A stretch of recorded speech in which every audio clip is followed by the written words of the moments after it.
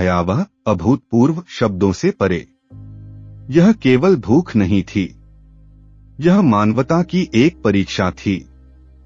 मलाबार से लेकर बीजापुर तक, उड़ीसा से बंगाल तक हर दिन हजारों पुरुष, महिलाएं और छोटे बच्चे मर रहे थे। बंगाल, जो कभी समृद्ध और उपजाऊ था, अब भूख में डूब गया था। कोलकाता के भव्य भवनों के सामने लोग गिरकर मर रहे थे। उनके शव गांवों की झोंपड़ियों में पड़े थे और ग्रामीण बंगाल की सड़कों और खेतों में बिखरे पड़े थे।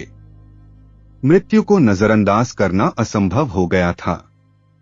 दुनिया युद्ध में थी। वीरता से, उद्देश्यों और ध्वजों के लिए आदमी तेजी से मर रहे थे। लेकिन यहां मृत्यु का कोई उद्देश्य नहीं था, कोई तर्क नहीं था, कोई अनिवार्यता नहीं थी। यह भूख प्राकृतिक आपदा का परिणाम नहीं थी, यह मानव की अज्ञानता और निर्दयता का नतीजा थी। झूठी रिपोर्टें जारी की गईं, सच्चाई को नाटकीयता के रूप में खारिज किया गया।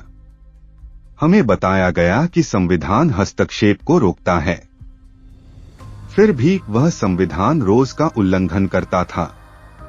असली शक्ति एक ही व्यक्ति के हाथ में थी, वायसराय, जो भारत में किसी को जवाबदेह नहीं था। राहत अंततः आई, लेकिन तब तक 1 मिलियन, 2 या 3 की मृत्यु हो चुकी थी। कोई भी सटीक संख्या नहीं जानता। लाखों और बचे रहे, शरीर और आत्मा दोनों में टूट चुके। दुनिया ने जरूरत से मुक्ति की बात की, फिर भी भारत में भूख लाखों को मार रही थी। हमें बताया गया कि पैसे की आवश्यकता नहीं थी, जहाज उपलब्ध नहीं थे, लेकिन क्या करुणा की भी कमी थी।